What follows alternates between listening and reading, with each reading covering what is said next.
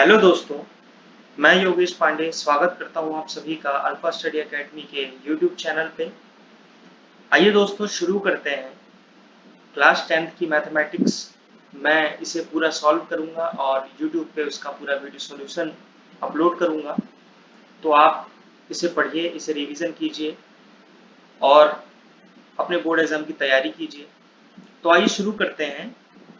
Class 10th का जो पहला चैप्टर है वो है आपका रियल नंबर्स, वास्तविक संख्याएं। दोस्तों, हम वास्तविक संख्या को समझें इससे पहले हम कुछ बेसिक चीजों की जानकारी लेते हैं जिसका इस चैप्टर में बार बार यूज किया जाएगा। और यदि आप उसे समझते हैं तो आप ये चैप्टर भी बहुत आसानी से समझ सकते हैं। बहुत आसान सा चैप्टर है। तो चलिए शुरू करते हैं। पहले हमको पढ़ना होगा, हमको जानना होगा कि नेचुरल नंबर्स क्या होता है। देखिए, नेचुरल नंबर्स को हिंदी में कहते हैं प्राकृत संख्या। अब मान लीजिए दोस्तों, मैं यहाँ पर कुछ नंबर्स लेता हूँ जैसे कि 1, 2, 3, 4, 5 या इसके आगे की और भी संख्या। अब इन संख्याओं में दोस्तों आप एक चीज देख सकते हैं कि हम इन सभी नंबर्स को गिन सकते हैं। ये सभी गिनती के अंक हैं, ये सभी काउंटिंग नंबर्स हैं, गणन संख्याएं हैं। इसीलिए याद रखिए कि जितनी भी काउंटिंग नंबर्स होते हैं, जितनी भी गणन संख्याएं होती हैं, वो सभी प्राकृत संख्या होते हैं। जिन नंबर्स को हम गिन सकते हैं वो नंबर प्राकृत संख्या होती है, नेचुरल नंबर्स होता है। ये कहां तक होते हैं? ये होते हैं n तक। अब यहां पर देखिए दोस्तों, n क्या है? n आपका नेचुरल नंबर है। अब मैंने यहां पर n क्यों लिखा, आइए समझते हैं। देखिए, जैसे मान लीजिए कि मैं यहां पर लेता हूं 4। यदि मैं 4 में 1 को प्लस करता हूं तो मुझे मिलता है 5, यानी कि 4 से ठीक अगला, यानी कि ये जो 5 है वो इस 4 का सक्सेसर है, परवर्ती है।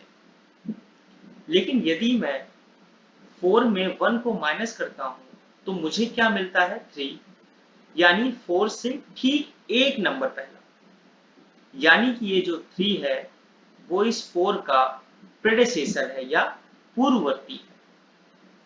तो यदि मैं मैथमेटिक्स की सबसे बड़ी संख्या भी निकाल लूं तो मैं यदि उसमें 1 को प्लस करूंगा तो मुझे उससे बड़ी सबसे संख्या, उससे बड़ी एक संख्या मिल जाएगी। इसीलिए यहाँ पर उस सबसे बड़ी से बड़ी संख्या को n से दिखाया गया है, जिसे हम नेचुरल नंबर कहते हैं। आइए दोस्तों समझते हैं होल नंबर के बारे में। उम्मीद है कि आपको नेचुरल नंबर समझ में आया होगा। आइए दोस्तों देखते हैं होल नंबर। होल नंबर को हिंदी में देखिए क्या कहते हैं। होल नंबर को हिंदी में कहते हैं पूर्ण संख्या। देखिए दोस्तों, यहाँ पर मैंने आपको सक्सेसर और प्रेडेसेसर के बारे में बताया था। अब यदि मान लीजिए कि मैं यहाँ पर 1 लेता हूँ, 1 में मैं 1 को प्लस करता हूँ तो मुझे क्या मिलता है? मुझे मिलता है 2, यानी कि 2 इस 1 का क्या हुआ? सक्सेसर हुआ। लेकिन यदि मैं 1 में 1 को माइनस करता हूँ तो मुझे क्या मिलता है? 0। दोस्तों याद रखिए कि 1 का प्रेडेसेसर या पूर्ववर्ती कुछ नहीं होता, इसीलिए 0 को उसका पूर्ववर्ती माना गया है।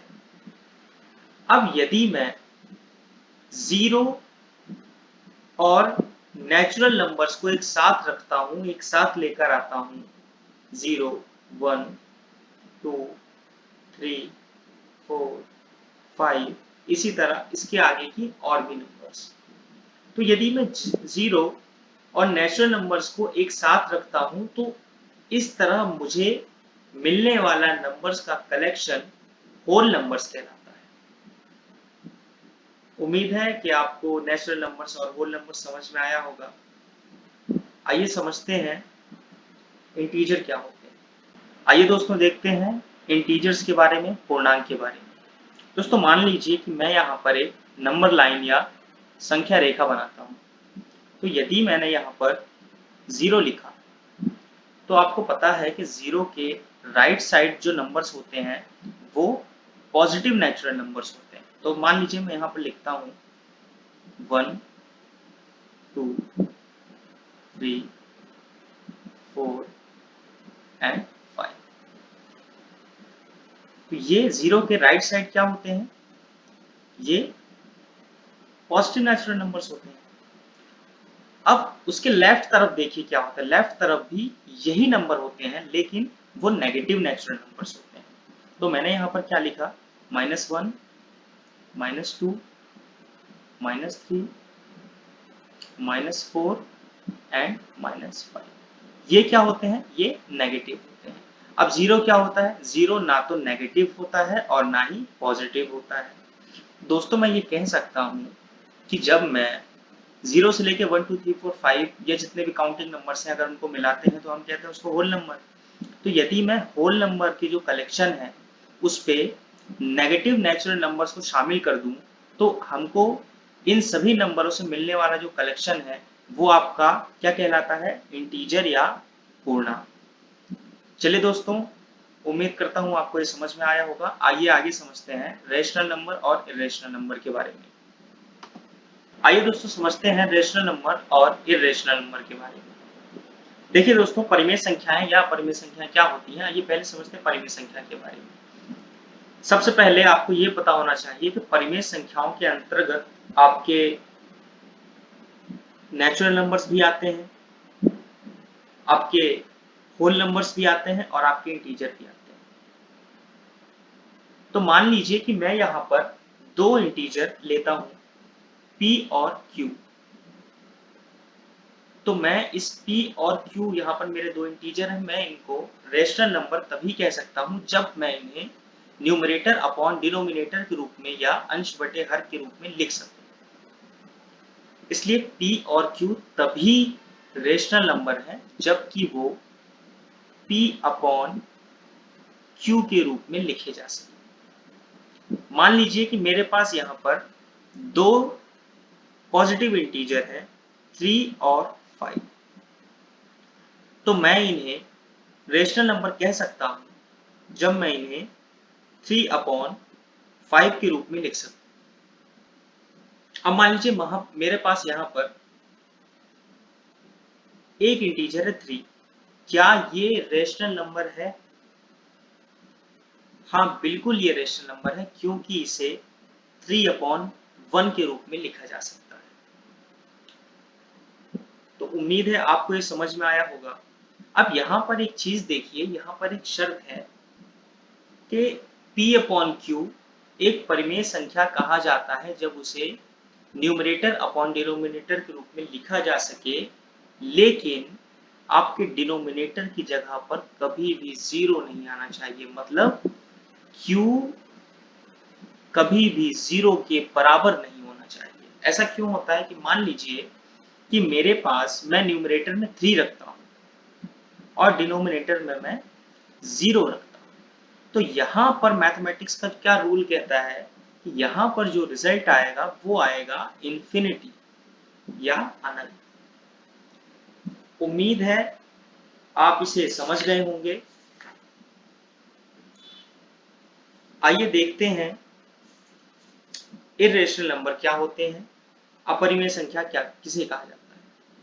देखिए, अपरिमेय संख्या किसे कहा जाता है कि अपरिमेय संख्या उन संख्याओं को कहते हैं, इरेशनल नंबर्स उन नंबर्स को कहते हैं जिन्हें P अपॉन Q के रूप में ना लिखा जा सके। इसके एग्जाम्पल देखिए क्या होते हैं। इसके एग्जाम्पल होते हैं √2, √3, पाई और भी इसी तरह के कई संख्या। अब यहाँ पर देखिए, अगर मैं √2 को सॉल्व करता हूं तो मुझे इसकी वैल्यू क्या मिलती है? 1.414213 इसी तरह ये वैल्यू बढ़ती जाती है। ये कहां तक जाती है? आपकी इंफिनिटी। और यदि मैं पाई को सॉल्व करता हूं तो आप जानते हैं पाई की वैल्यू क्या होती है? 3.1415926535 इसी तरह ये वैल्यू कहां तक जाती है? इंफिनिटी तक। मतलब कि हमें इन संख्याओं की एक्यूरेट वैल्यू नहीं मिल सकती, हम इसको फाइंड नहीं कर सकते। इसीलिए ये इर्रेशनल नंबर्स होते हैं। इर्रेशनल नंबर्स क्या होते हैं? जिन्हें P अपॉन Q के रूप में नहीं लिखा जा सकता और उनकी एक्यूरेट वैल्यू फाइंड नहीं की जा सकती। आइए दोस्तों समझते हैं रियल नंबर्स क्या होता है, वास्तविक संख्या क्या होती है। देखिए अभी तक आपने नेचुरल नंबर्स के बारे में पढ़ा, होल नंबर को पढ़ा, इंटीजर्स को आपने पढ़ा, रैशनल नंबर और इर्रेशनल नंबर को आपने पढ़ा। और यहाँ पर आपको एक चीज क्या पता चलती है, जितने भी इंटीजर होते हैं वो सभी रैशनल नंबर्स हो सकते हैं। देखिए दोस्तों, रियल नंबर की जो डेफिनेशन है वो क्या कहती है कि real numbers are simply the combination of rational numbers and irrational numbers. यानी कि यदि मैं परिमेय संख्याओं और अपरिमेय संख्याओं को एक साथ लाकर रख दूं तो मुझे जो नंबर्स का कलेक्शन मिलता है वो क्या कहलाता है? आपकी वास्तविक संख्या। तो दोस्तों उम्मीद है कि आपको ये समझ में आया होगा। आप इसे अच्छे से रिवाइज करें, इसे पढ़ें और हम लोग मिलते हैं अगले वीडियो में जहां पर हम एक्सरसाइज 1.1 को सॉल्व करेंगे। तब तक पढ़ते रहिए, रिवाइज कीजिए, चैनल को सब्सक्राइब कीजिए और अपने दोस्तों में शेयर कीजिए। तब तक के लिए थैंक यू, गुड बाय।